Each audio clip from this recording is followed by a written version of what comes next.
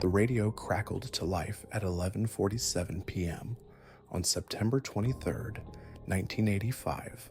Officer Patricia Williams had just finished her patrol of the downtown district when dispatch called her badge number. Her voice came through clear and professional as always, confirming her location near the interstate overpass on Highway 94. That transmission would be the last time anyone heard from Patricia Williams alive. Before we dive into this chilling mystery, let me know in the comments where you're watching from, and don't forget to subscribe for more unsolved cases that will keep you on the edge of your seat. Patricia Williams wasn't just another face behind a badge. At 29 years old, she had already made history as one of the first African American female officers in the Detroit Police Department.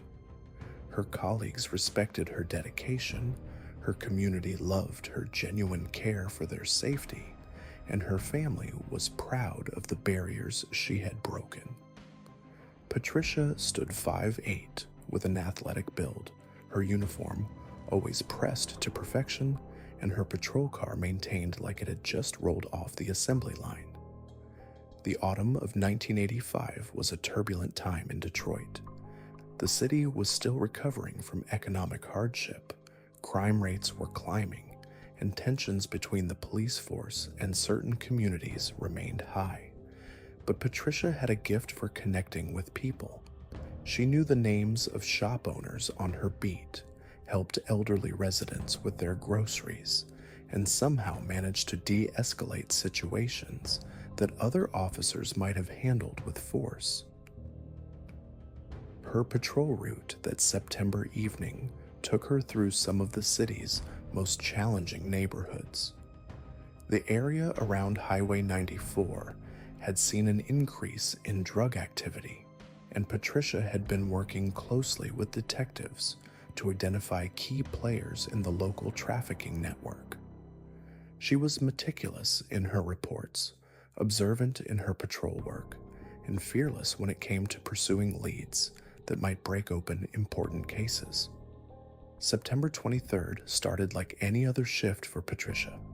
She arrived at the precinct at 10:30 p.m., 15 minutes early as always. Her sergeant, Bill Morrison, remembered her stopping by his desk to discuss a suspicious vehicle she had observed during her previous shift. The conversation was brief and professional, but Morrison would later recall that Patricia seemed more focused than usual, as if she was working on something important. Patricia's patrol car, Unit 47, was equipped with the standard radio equipment of the era: no GPS tracking, no dashboard cameras, no cell phones for backup communication. When officers went silent in 1985, finding them required old-fashioned detective work and a lot of luck. The technology that might have saved Patricia's life simply didn't exist yet. Her first few hours of patrol were routine. Patricia made regular check-ins with dispatch, reported 2 minor traffic violations, and assisted with a domestic disturbance call on the east side. Her radio transmissions were clear and confident, giving no indication that anything was wrong. Fellow officers who heard her voice that night described her as sounding alert and professional. At 11:30 p.m., Patricia radioed that she was investigating a suspicious vehicle parked beneath the Highway 94 overpass. The location was known for drug deals and other illegal activities, making it a frequent stop for patrol officers. Dispatch acknowledged her transmission and logged her location. 17 minutes later, she made her final radio call. Unit 47 to dispatch. Patricia's voice came through the radio. "I'm going to need backup at my location. I've got something here that doesn't look right." Her tone was steady, but carried a note of urgency that made the dispatcher sit up straighter. Before dispatch could respond with questions or coordinates for backup units, the radio fell silent. The silence stretched uncomfortably. Dispatch attempted to raise Patricia multiple times, but her radio remained dead. Protocol required immediate response when an officer requested backup and then went silent. Within minutes, 3 patrol units were racing toward the Highway 94 overpass, their red and blue lights cutting through the darkness. What they found at the scene would puzzle investigators for nearly 2 decades. Patricia's patrol car sat empty beneath the concrete overpass, its driver's door hanging open. The engine was still running, headlights illuminating the graffiti-covered support pillars. Her radio handset lay on the ground beside the vehicle, its cord stretched taut as if it had been yanked from the dashboard. The scene was both too clean and too disturbing. There were no signs of a struggle, no blood, no torn clothing, or scattered equipment. Patricia's service weapon remained holstered in the car. Her citation book was still clipped to the visor, and her thermos of coffee sat half empty on the dashboard. It was as if she had simply vanished into thin air. But something else was missing that night.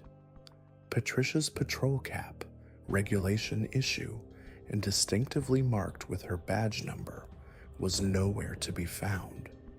The small details seemed insignificant at first, but it would later become crucial evidence in understanding what had happened to Officer Patricia Williams. The initial search was massive and immediate. Every available officer from 3 precincts converged on the Highway 94 area. Police dogs were brought in to track Patricia's scent, but the trail led nowhere. Helicopters swept the surrounding area with searchlights, and volunteers from the community joined the effort as word spread about the missing officer. Detective James Harrison was assigned to lead the investigation.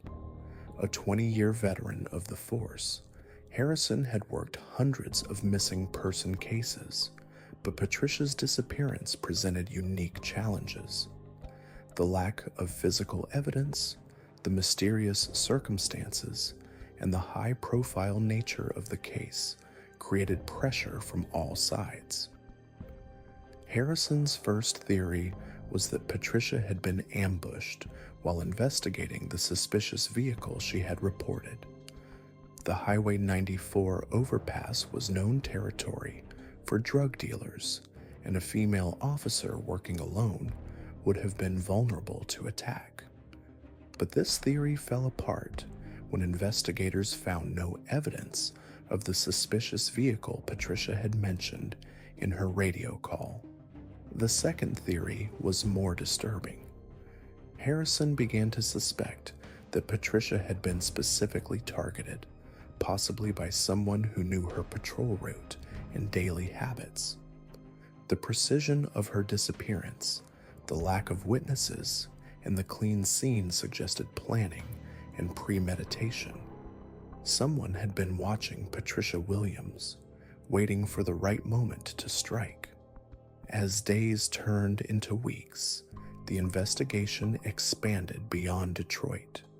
Federal agents were consulted, neighboring police departments were alerted, and Patricia's photograph was distributed to law enforcement agencies across the Midwest. Tips poured in from across the country, each one investigated thoroughly, but none led to meaningful breaks in the case. The most promising lead came from a truck driver who claimed to have seen a patrol car being loaded onto a flatbed truck near the overpass around midnight on September 23rd. The witness described seeing 2 men in work clothes securing the vehicle, but he hadn't thought much of it at the time. When investigators tried to locate the truck driver weeks later, they discovered he had given a false name and address. Patricia's family refused to give up hope. Her mother, Dorothy Williams, organized prayer vigils and distributed flyers throughout the city.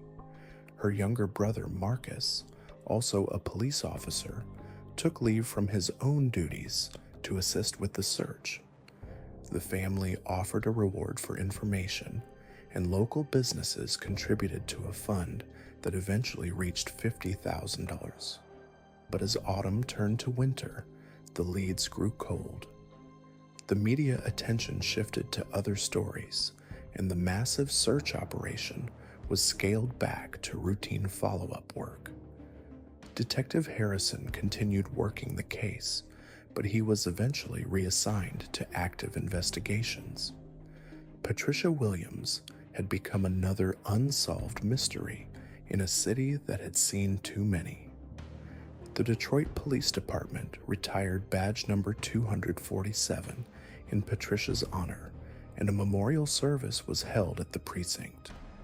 Her colleagues spoke about her dedication, her courage, and her impact on the community. But without a body, without answers, and without closure, the service felt incomplete. Patricia's patrol car was eventually returned to service after being processed for evidence. The radio that had carried her final transmission was repaired and installed in another vehicle. Life in the precinct moved forward, but Patricia's empty locker remained untouched, a silent reminder of the officer who had vanished without a trace. For 18 years, Patricia Williams's case remained in the cold files. Detectives would occasionally review the evidence, hoping that new technology or fresh eyes might reveal something that had been missed. But the mystery only deepened with time, and the truth about what happened on that September night seemed destined to remain buried forever. Then, in 2003, a routine highway maintenance project would uncover something that would change everything. What they found beneath that same overpass would finally provide answers to Patricia's disappearance. But those answers would be more disturbing than anyone could have imagined. The morning of March 15, 2003, dawned gray and cold in Detroit. Highway maintenance supervisor Carl Rodriguez had been working road crews for 23 years, and he thought he had seen everything. Potholes filled with strange debris, abandoned vehicles stripped and dumped, even the occasional piece of evidence from old crimes that had been tossed from passing cars. But what his crew would discover that day beneath the Highway 94 overpass would haunt him for the rest of his life. The Michigan Department of Transportation had scheduled routine maintenance on the overpass support structure. Years of weather and neglect had created cracks in the concrete foundation, and Rodriguez's team was tasked with reinforcing the pillars that held up the highway above. It was supposed to be a simple job, completed in a few days with minimal disruption to traffic. Rodriguez arrived at the site at 6:30 a.m. with his crew of 6 workers. They had been doing similar repairs all winter, moving from overpass to overpass throughout the Detroit metro area. The Highway 94 location was just another pin on their work map, another routine maintenance job that would blend into the hundreds of others they had completed over the years. The work began with a detailed inspection of the concrete pillars. Rodriguez's crew used specialized equipment to detect structural weaknesses, measuring the depth of cracks and assessing the integrity of the support beams. The north pillar showed significant damage, with several deep fissures that had allowed water to seep into the concrete core. As the crew prepared to begin repairs, worker Tommy Martinez noticed something unusual about one of the cracks in the concrete. Unlike the random patterns typically caused by weather and age, This particular crack seemed almost deliberate, as if someone had deliberately weakened this section of the pillar. Martinez called Rodriguez over to examine the anomaly. Rodriguez had seen plenty of vandalism over the years, but this was different. The crack ran in a perfectly straight line for about 3 feet, then turned at a sharp angle before disappearing into the concrete. It looked less like structural damage and more like someone had tried to create an opening in the pillar wall. The crew began their standard repair process, using pneumatic tools to remove loose concrete and expose the damaged areas. But as they worked deeper into the north pillar, their equipment began hitting something that wasn't supposed to be there. The concrete was hollow in sections, creating empty spaces that shouldn't have existed in a properly constructed support beam. Martinez was operating the jackhammer when he broke through into the first cavity. The bit suddenly plunged forward, meeting no resistance where solid concrete should have been. Rodriguez shut down the equipment and peered into the opening they had created. His flashlight beam disappeared into darkness, revealing a space much larger than any structural flaw should have created. The cavity was approximately 4 feet wide and 6 feet deep, carved out of the concrete pillar like a crude tomb. The walls were smooth, suggesting they had been deliberately shaped rather than naturally formed. But it was what lay at the bottom of the space that made Rodriguez's blood run cold. Wrapped in deteriorated plastic sheeting were human remains. The bones were brown with age, and scraps of fabric clung to the skeletal structure. Rodriguez immediately ordered his crew to stop work and called the Detroit Police Department. Within 30 minutes, the construction site had been transformed into a crime scene. Detective Sarah Chen arrived at the scene with the forensics team. She was a 15-year veteran of the force, but she had never seen anything quite like this. Someone had hollowed out a section of the concrete pillar, created a makeshift burial chamber, and then sealed it back up so expertly that it had remained hidden for nearly 2 decades. The forensics team worked methodically to extract the remains from their concrete tomb. The plastic sheeting had preserved some evidence, but 18 years of moisture and temperature changes had taken their toll. What they found told a story that was both horrifying and heartbreaking. The skeleton was that of an adult female, approximately 5'8" in height based on the long bones. Scraps of dark blue fabric clung to the ribs, consistent with a police uniform. Most significantly, a tarnished badge was found among the remains, its number clearly visible despite the years of corrosion, 247. Patricia Williams had been found, but the discovery raised more questions than it answered. The concrete pillar had been constructed in 1978, 7 years before Patricia's disappearance. Someone had deliberately modified the structure, creating a hidden chamber that could only be accessed by breaking through the outer wall. The level of planning and preparation suggested that this wasn't a crime of opportunity, but a carefully orchestrated murder. Dr. Amanda Foster, the medical examiner, conducted a thorough analysis of the remains. The bones showed no signs of trauma that would indicate the cause of death. No bullet wounds, no fractures from blunt force trauma, no evidence of stabbing or other violent injury. Patricia Williams had died, but the concrete tomb had hidden the evidence of how. However, Dr. Foster did find something that would prove crucial to the investigation.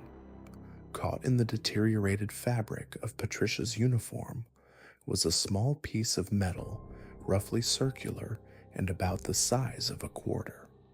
The object was heavily corroded, but forensic analysis revealed it to be a button or badge from another uniform, one that didn't match standard police department issue. The button became the key piece of evidence in reopening Patricia's case. It was sent to the FBI crime lab for detailed analysis, where specialists worked to identify its origin and significance. The results would eventually point investigators toward a suspect they had never considered, someone who had been hiding in plain sight for 18 years. Detective Chen began reviewing the original case files, looking for any connection between Patricia's disappearance and the construction industry. The concrete work required to create Patricia's tomb would have required specialized knowledge and equipment. Someone with access to construction sites, concrete mixing equipment, and the technical skills to modify a highway support pillar without compromising its structural integrity. The investigation revealed that several road construction projects had been ongoing in the Detroit area during 1985. The Highway 94 overpass had undergone minor repairs that summer, work that would have given someone the opportunity to modify the pillar structure. Chen began tracking down workers who had been involved in those projects, looking for anyone who might have had the means and opportunity to create Patricia's concrete prison. One name appeared repeatedly in the construction records: Michael Torres, a concrete specialist who had worked on multiple highway projects throughout the 1980s. Torres had been employed by 3 different construction companies during that period, moving from job to job with suspicious frequency. More importantly, he had been part of the crew that performed maintenance work on the Highway 94 overpass just 2 months before Patricia's disappearance. Chen's investigation into Torres revealed a pattern of disturbing behavior.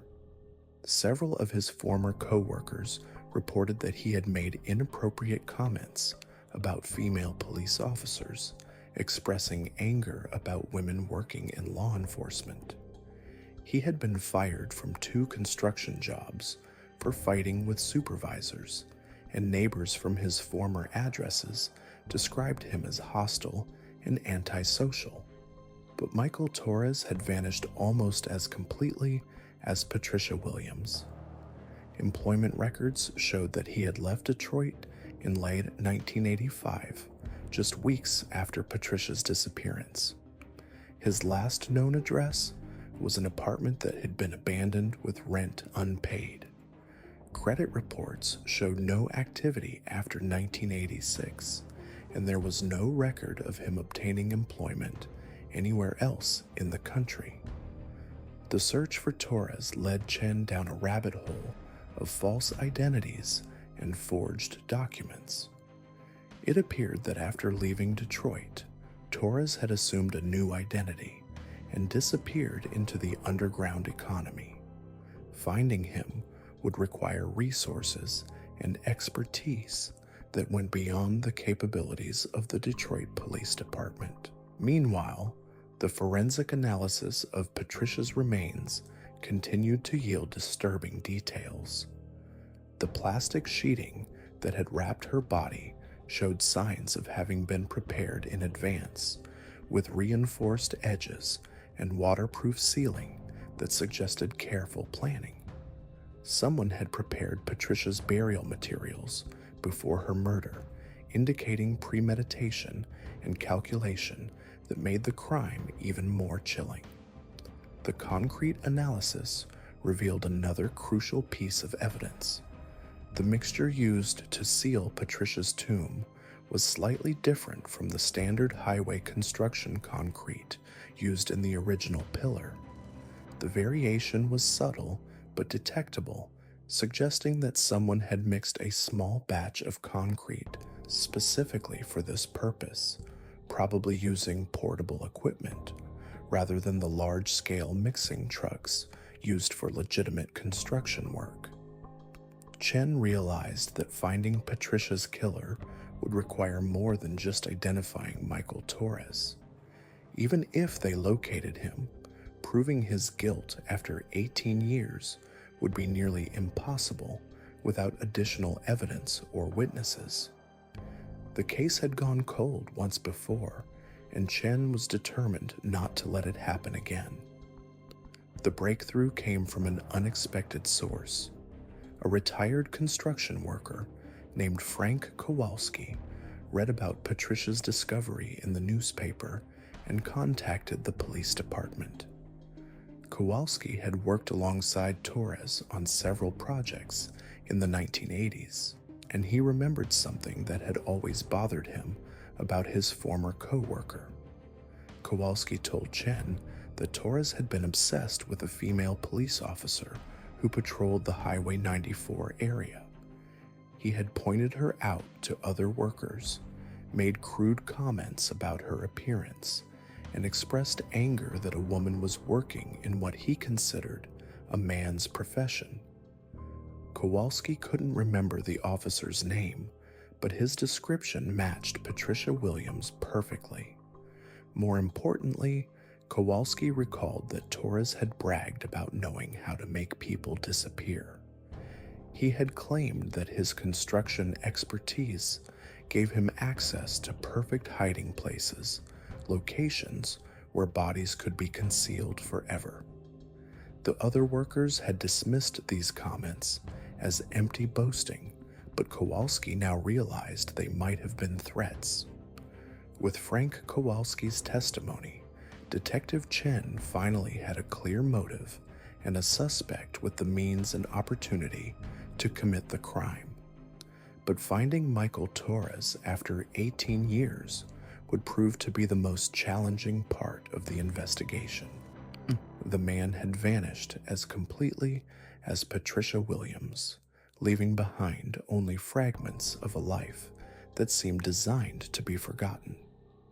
Chen began working with federal agencies to track Torres through the maze of false identities and forged documents he had used to disappear. The FBI's Fugitive Task Force took on the case, bringing resources and expertise that the Detroit Police Department couldn't match. What they discovered was a man who had spent nearly 2 decades living under assumed names, moving from state to state, always staying one step ahead of anyone who might be looking for him. The investigation revealed that Torres had been using the identity of Robert Martinez, a real person who had died in a car accident in 1987. Using Martinez's social security number and personal information, Torres had built an entire false life. He had worked construction jobs in Arizona, New Mexico, and Texas, always paying cash for rent and avoiding any situation that might require background checks or fingerprinting. But Torres had made one crucial mistake. In 1999, he had been arrested for a bar fight in Tucson, Arizona, and his fingerprints had been entered into the national database. The prints matched those found on file from Torres's legitimate employment in Detroit during the 1980s.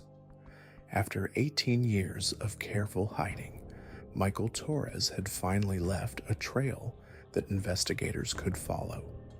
The FBI tracked Torres to a small construction company in El Paso, Texas, where he had been working under the name Robert Martinez for the past 4 years.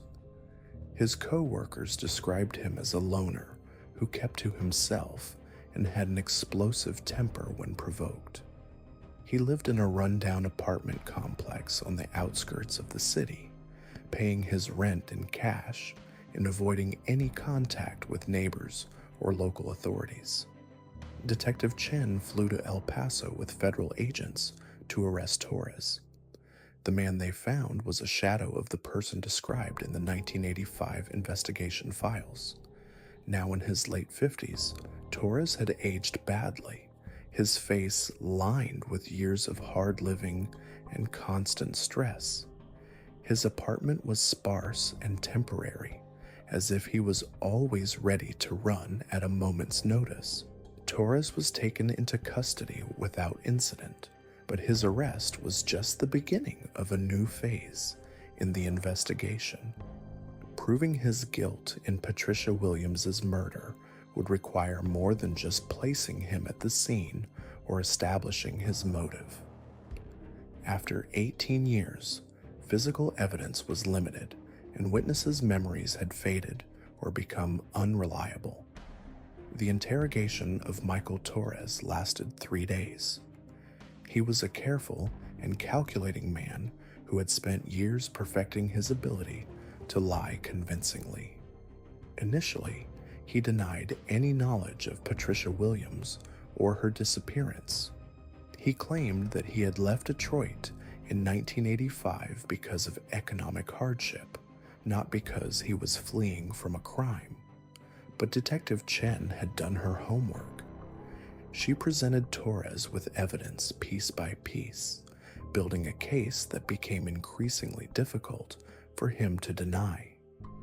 The construction records showing his presence at the Highway 94 overpass, Frank Kowalski's testimony about his obsession with Patricia, and the forensic evidence linking him to the concrete tomb all pointed to his guilt.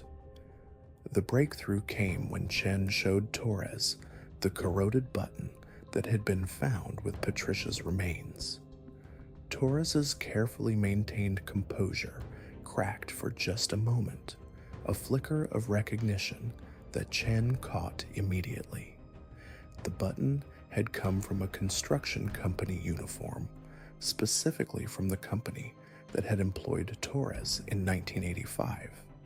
Faced with mounting evidence, Torres finally began to tell his version of what had happened that September night in 1985.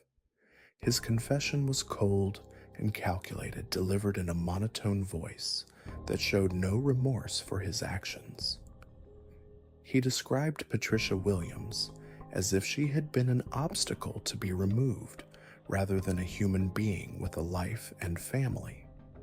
According to Torres, he had been planning Patricia's murder for months. He had studied her patrol route, learned her habits, and identified the Highway 94 overpass as the perfect location for his crime. He had prepared the concrete tomb during the summer maintenance work, creating a hidden chamber that would never be discovered during routine inspections. On the night of September 23rd, Torres had been waiting beneath the overpass when Patricia arrived to investigate what she thought was a suspicious vehicle. He had used her own radio to call for backup, knowing that the request would bring her close enough for him to attack. When she approached his position, he had struck her from behind with a piece of construction equipment, knocking her unconscious. Torres claimed that he had intended only to knock Patricia unconscious, not to kill her. But when he realized she was dead, he had panicked and decided to hide the body in the concrete tomb he had prepared. He had wrapped her remains in plastic sheeting, sealed them in the hidden chamber, and then used quick-setting concrete to repair the opening he had created. The confession was disturbing not just for its content, but for Torres's complete lack of emotion as he described murdering a dedicated police officer. He showed no remorse for Patricia's death, no concern for her family's suffering, and no acknowledgement of the impact his crime had on the community. To him, Patricia Williams had been nothing more than an inconvenience that needed to be eliminated. Detective Chen wasn't satisfied with Torres's version of events. The level of planning and preparation suggested that the murder had been premeditated, not the result of a moment of panic, as Torres claimed. The concrete tomb had been expertly constructed, the plastic sheeting had been carefully prepared, and the crime scene had been cleaned with professional thoroughness. Further investigation revealed that Torres had been planning similar attacks on other female police officers in the Detroit area. His apartment had contained newspaper clippings about women in law enforcement, photographs taken from a distance of female officers on patrol, and detailed notes about their schedules and routes. Patricia Williams had been his first victim, but she might not have been his last if his plans hadn't been interrupted by her death. The forensic evidence supported a more sinister interpretation of Torres's actions. The concrete analysis showed that he had mixed multiple batches of concrete over several days, suggesting that he had been refining his technique and preparing for future crimes. The plastic sheeting had been purchased in bulk, far more than would be needed for a single burial. Most disturbing was the discovery of a detailed journal in Torres's apartment. The journal contained entries dating back to 1984, describing his growing obsession with Patricia Williams and his fantasies about kidnapping and killing her. The entries became increasingly violent and detailed as they progressed, culminating in a step-by-step plan for her murder. The journal revealed that Torres had been stalking Patricia for over a year before he finally acted.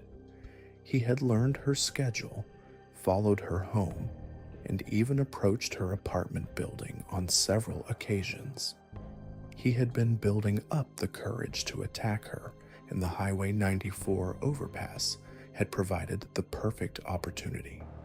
Torres's trial began in February 2004, nearly 19 years after Patricia Williams's disappearance. The case attracted national attention as one of the most unusual murder cases in recent memory. The concrete tomb, the 18-year search, and the eventual discovery of the killer created a story that captured the public's imagination. The prosecution presented a methodical case built on forensic evidence, witness testimony, and Torres's own confession. They painted a picture of a calculating killer who had planned Patricia's murder with meticulous care and then spent 18 years hiding from the consequences of his actions.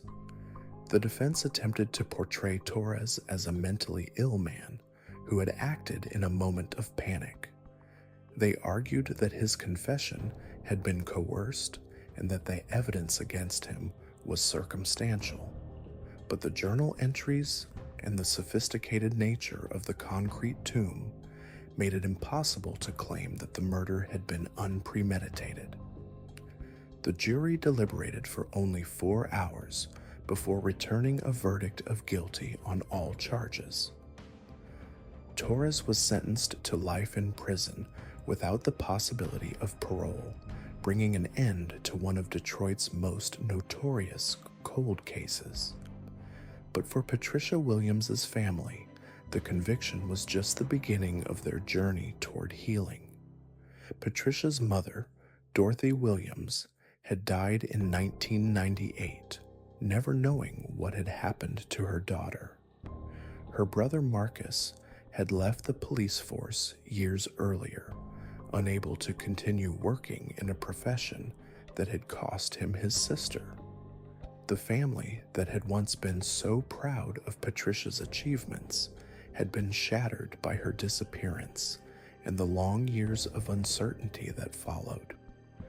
The discovery of Patricia's remains allowed the family to finally hold a proper funeral. She was buried with full police honors, her casket draped with the American flag and surrounded by hundreds of officers from across the country. The service was a celebration of her life and service, but also a reminder of the price that law enforcement officers pay to keep their communities safe. Detective Chen continued working cold cases for the Detroit Police Department, but Patricia Williams's case remained the most significant of her career. The investigation had consumed 2 years of her life and had shown her both the worst and best of human nature. The worst was represented by Michael Torres and his calculated cruelty, but the best was shown by the countless people who had never given up hope of finding Patricia. Michael Torres was transferred to a maximum security prison in Michigan, where he would spend the rest of his life. He showed no interest in appealing his conviction or seeking any form of redemption. He had become exactly what he had always been, a man who had chosen evil and would live with the consequences of that choice until his death. The Highway 94 overpass where Patricia Williams had made her final radio call was eventually demolished and replaced with a modern structure. But before the old overpass was torn down, the Detroit Police Department held a memorial service at the site. Officers from across the region came to pay their respects to a colleague who had died in the line of duty. A small plaque was installed at the new overpass, commemorating Patricia Williams and her service to the city of Detroit. The inscription read simply, "Officer Patricia Williams, Badge 247, End of Watch, September 23rd, 1985, Never Forgotten." The plaque would serve as a reminder that some mysteries do eventually find resolution, even after 18 years of silence. But Patricia's story was far from over. The investigation into Michael Torres had revealed that he might have been responsible for other unsolved cases throughout the region. Detective Chen began reviewing cold cases from the 1980s, looking for any connection to Torres or his methods. The concrete tomb had been a unique signature, but Torres might have used other techniques to hide his crimes.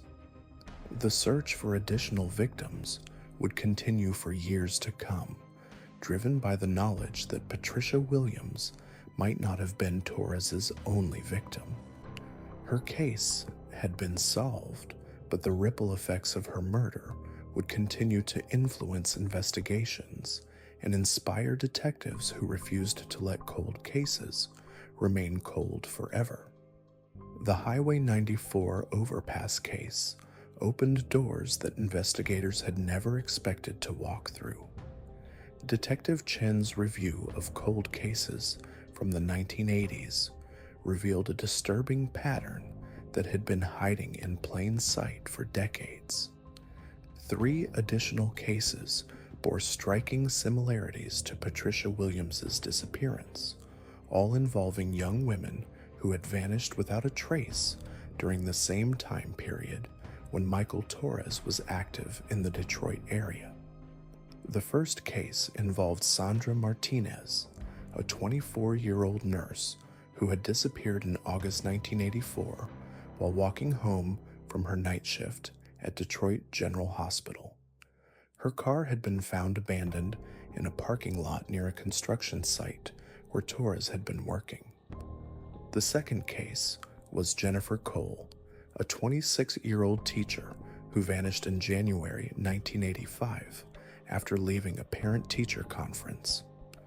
Her purse was discovered weeks later in a dumpster behind a building that Torres's construction crew had been renovating. The third case was the most heartbreaking. Lisa Thompson, just 22 years old, had been a social worker who helped homeless families find shelter and services. She disappeared in May 1985 while conducting a home visit in an area where Torres had been doing road work. Her case file contained a witness statement from a construction worker who had seen a woman matching Lisa's description talking to a man in work clothes near the construction site. The witness had never been able to identify the man, but the physical description matched Michael Torres perfectly. Detective Chen knew that proving Torres's involvement in these additional cases would be nearly impossible after so many years. The physical evidence was long gone, witnesses had died or moved away, and Torres himself showed no inclination to confess to crimes beyond Patricia Williams's murder. But Chen was determined to give these families the same closure that Patricia's family had finally received. The investigation took an unexpected turn when Chen discovered that Torres had kept trophies from his crimes. A search of his prison cell revealed a small metal box hidden behind a loose brick in the wall. Inside the box were 3 items that would change everything: a hospital ID badge belonging to Sandra Martinez, a school district keychain that had belonged to Jennifer Cole, and a small silver cross necklace that Lisa Thompson's sister immediately recognized as belonging to her missing sibling. Confronted with this evidence, Torres finally began to reveal the full scope of his crimes. His confession was delivered in the same cold, emotionless tone he had used when describing Patricia Williams's murder. He described each victim as if they were objects rather than human beings, showing no remorse for the lives he had destroyed or the families he had shattered. According to Torres, he had been killing women for nearly 2 years before Patricia Williams became his most high-profile victim. Sandra Martinez had been his first murder, an impulsive act that had taught him the importance of careful planning. Jennifer Cole had been selected because she worked late hours and often walked alone to her car. Lisa Thompson had been chosen because her job required her to visit isolated locations where she would be vulnerable to attack. But Torres revealed something even more disturbing about his methods. He had been disposing of bodies in construction sites throughout the Detroit area, using his knowledge of concrete work and construction schedules to hide his crimes. The concrete tomb where Patricia Williams had been found was just one of several locations where he had buried victims. The other bodies were still out there, sealed in foundations, buried under parking lots, or hidden in the concrete structures that form the backbone of Detroit's infrastructure. The revelation sent shockwaves through the Detroit Police Department and the construction industry. Teams of investigators began reviewing every construction project that Torres had worked on during the 1980s, looking for possible burial sites.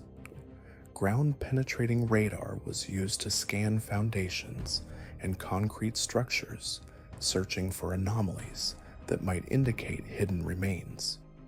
The search was complicated by the fact that many of the buildings and structures from the 1980s had been demolished or significantly renovated over the intervening decades. Construction records from that era were often incomplete or had been destroyed, making it difficult to determine exactly where Torres had worked and when. The investigation became a race against time and urban development. 3 months after Torres's confession, investigators found Sandra Martinez. Her remains were discovered in the foundation of a parking garage that Torres had helped build in 1984. Like Patricia Williams, Sandra had been wrapped in plastic sheeting and sealed in a concrete tomb. The discovery confirmed Torres's confession and provided Sandra's family with the closure they had been seeking for nearly 20 years. Jennifer Cole's remains were found 2 weeks later, buried beneath a sidewalk that Torres had helped pour in early 1985. The concrete had been carefully removed and replaced, creating a hidden grave that had remained undiscovered despite thousands of people walking over it every day. Jennifer's family held a memorial service at the site, transforming a place of horror into a location of remembrance and healing. Lisa Thompson's body proved more difficult to locate. Torres claimed to have buried her in the foundation of a building that had been demolished in the 1990s. The site was now occupied by a shopping center, and excavating the area would require extensive coordination with property owners and local authorities. The search for Lisa continued, but her family took comfort in knowing that her killer had finally been brought to justice. The discovery of multiple victims transformed Torres from a murderer into a serial killer, one of the most prolific in Detroit's history.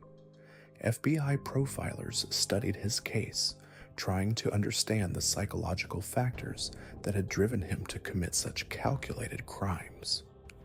Their analysis revealed a man who had harbored deep resentment toward women, particularly those who worked in traditionally male-dominated professions. Torres's hatred seemed to stem from his own failures and inadequacies. He had been fired from multiple jobs, had struggled with alcoholism and drug abuse, and had never been able to maintain stable relationships with women. His crimes appeared to be his way of exerting control over women who represented the success and respect that he felt he had been denied. The psychological profile also revealed that Torres had been escalating his crimes over time. Each murder had been more carefully planned than the last, and he had been developing increasingly sophisticated methods for hiding bodies and avoiding detection. Patricia Williams had been his most ambitious crime, targeting a police officer who would be actively searched for and whose disappearance would generate significant media attention. Dr. Rebecca Martinez, a forensic psychologist who interviewed Torres extensively, concluded that he had been building toward even more brazen crimes when Patricia's murder had interrupted his progression.